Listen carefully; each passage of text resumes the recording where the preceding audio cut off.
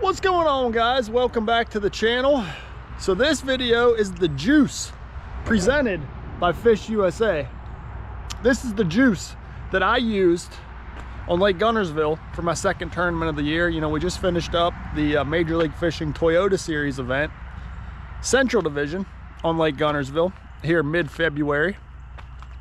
I finished 40th place, you know, had a decent event. 40th place doesn't seem that great, but when you factor in there was 328 boats, it puts a little perspective on it and makes 40th place seem a little bit better. But anyway, today I'm gonna jump in this boat right here, show you all the tackle I used, rods, reels, line, baits, all that good stuff that I used to catch a few bass in Lake Guntersville. So like I said, this video is presented by Fish USA. If you guys aren't familiar with Fish USA, they are a giant online retailer that has all things fishing, not just bass fishing. They have all things fishing. So whatever you need, tackle, rods, reels, line, you name it, head on over to fishusa.com, check it out. They're gonna crazy selection, super quick shipping. You know, they're located in the northeast part of the country. So, you know, I'm from Pennsylvania. If I order from Fish USA, package shows up in a day or two. It is quick, easy, fast, free shipping, so you can't beat the prices and the shipping over at fishusa.com. So head over there, check it out. Also, all the tackle that I used this week, I'm gonna put direct links in the description below. So you're able to just click those links, head right over to fishusa.com and pick up the tackle that I used this week on Lake Guntersville. All right, let's jump in the boat. I'll show you everything and how it went down.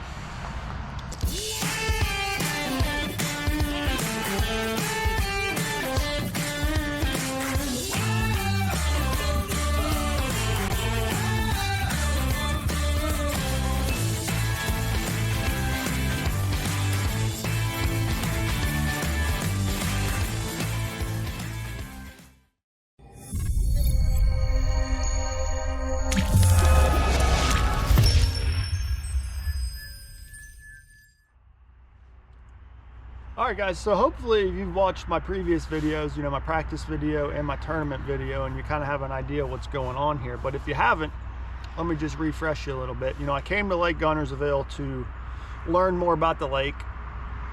And, you know, Guntersville has a lot of grass in it, so I'm comfortable fishing grass. I really like fishing grass. So I spent a lot of time focusing on, you know, main river or very close to the main river grass in that 2 to 6 foot range. And you know, I have a lot of confidence in a chatterbait, so I just picked up a chatterbait early in practice and got a couple bites, and I just kind of kept rolling with that and had a lot of confidence throwing the chatterbait. So day one of the tournament, I spent a lot of time throwing the chatterbait, and I actually had 3 of them here on the deck. 3 chatterbaits right here,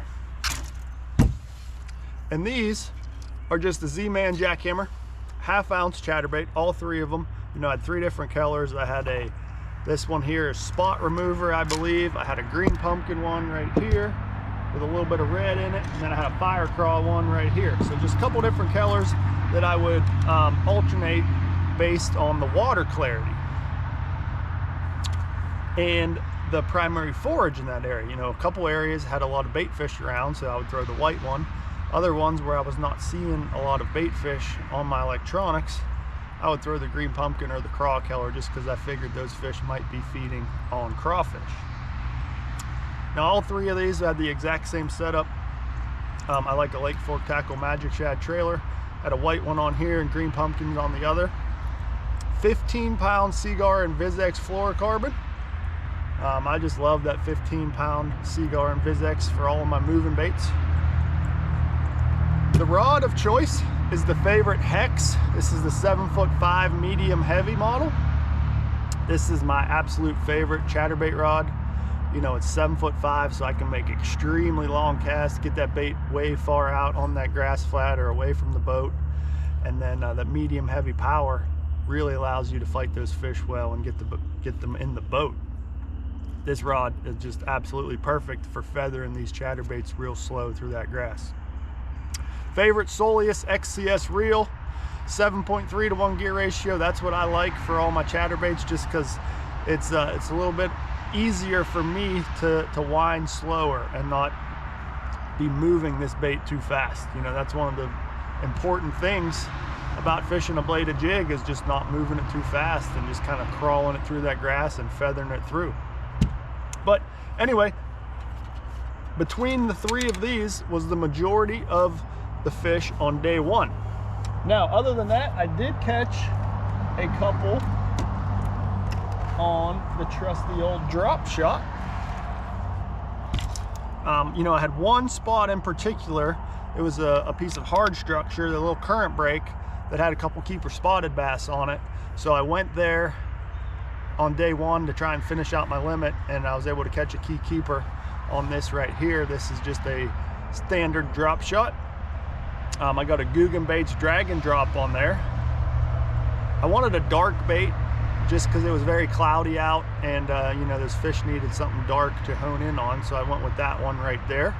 Trokar TK 180 2-aught drop shot hook down to a Epic Baits tungsten teardrop drop shot weight. That is a 3/8 size right there. Line, I had, this is 12-pound Seaguar gold label leader tied to 20-pound Seaguar Smackdown braid. We got the favorite Hex 7.2 medium heavy spinning rod, and actually a favorite Yampa River spinning reel on there as well. Really impressed with that reel. You know, this was actually the first time I got to use it, and I was really impressed with that reel right there. So that was able to catch a key fish on day one, and actually it really saved my butt on day two of the tournament as well. I was having a really tough day in my grass areas, so I went over to that piece of hard structure and was able to catch my biggest fish of the day and another keeper on the trusty old drop shot over there, and that really saved my day. So let's see, other than that, we had a couple different baits on here. This is a Nico rig. This was also for the hard piece of structure. Didn't catch any fish on it, but I threw it and tried to get a couple bites there. And also just a straight up single swim bait. Now we're going to get into the swim baits when we jump to the other side of the deck here, but this right here is just a standard swim bait.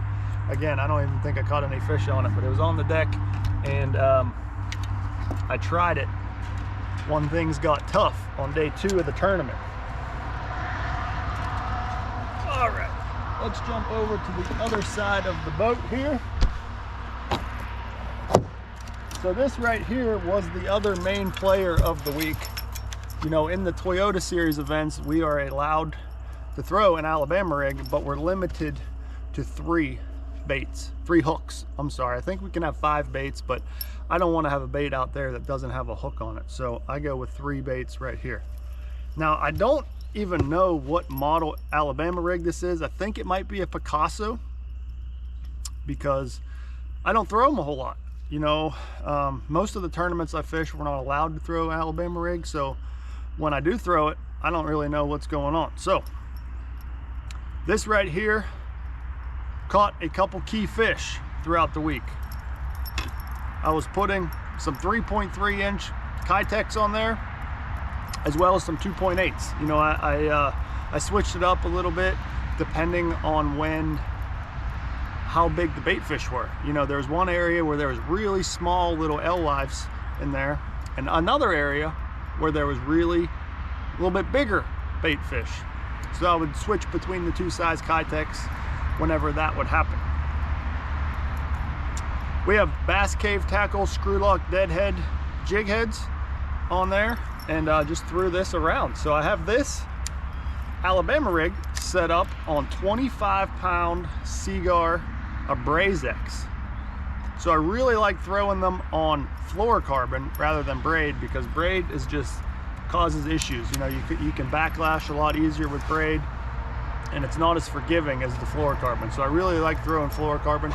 25-pound, because it's the biggest, heaviest, strongest line out there, and you're going to be hard pressed to break that line. It's actually throwing this on the favorite Hex 7'8" heavy. This is the Mark Daniels Jr. Signature Series rod, and it handles this Alabama rig perfect. Favorite Soleus XCS, and I had it on a 6.6 to 1 gear ratio reel just to help me slow it down and get this bait down deeper. You know, this is a bait that likes to rise up in the water column whenever you're winding it. So it's very important to have a little bit slower reel when you're throwing an Alabama rig. Next rod on the deck was a standard jerkbait. You'll probably see this in every tournament this year. I don't think I caught any fish on it, but it's there. This is the Favorite Pro Series 7-foot medium heavy rod. It's the perfect jerkbait rod. So if you're looking for a new jerkbait rod, head on over fishusa.com and pick up a Favorite Pro Series. And then we had a couple crankbaits. These were just another option for the chatterbait, but like I said, I have so much confidence in that chatterbait that I just stuck with that a lot. So this one right here is a Bagley Sunny Bee. This is a perfect 4 to 6 foot diving crankbait. You know, it's balsa, it's silent, it's got a very nice tight action, and it comes through the grass very well. So I threw this a little bit, especially on day 2 when the water rose. So there was an extra 2 feet of water over top of my grass, and I was able to throw this and still tick the top of it. Had a couple fish slap at it, but missed them. They were just biting a little weird there on that second day. So I was throwing this on the Favorite Defender Series rod. This is a 7'4" medium heavy. It's a very light medium heavy, moderate medium heavy, so you're able to throw crankbaits on it, get those extra long casts. Favorite Soleus XCS and 12-pound Seaguar in Vizex for my line. Last up was just a rattle trap. This is a Jackal, I believe. Favorite Defender 7'5" medium heavy, very similar rod to the 7'4", and a 15-pound Seaguar in Vizex on this one, on my Favorite Soleus XCS reel right there. I didn't catch any fish on this in the tournament, but I threw it a few times, and it was there. It was ready to get the job done, but it just didn't pan out for me. But that's it, guys. That is all of the rods and reels, lines, baits, everything that I used this week on Lake Guntersville for the first stop in the Major League Fishing Toyota Series Central Division. So I appreciate you guys watching this video. If you made it this far, you probably haven't. I've been rambling along for a while, but if you made it this far, leave me any likes and comments down below. Hit that subscribe button if you haven't already. Like I said before, don't forget, check the description down below for all the links direct to this tackle. You're able to head on over to fishusa.com and purchase all these items right there. But until then, we'll see you guys next time. Hopefully in Florida, a little bit warmer weather, catching some more bass. We'll see you guys.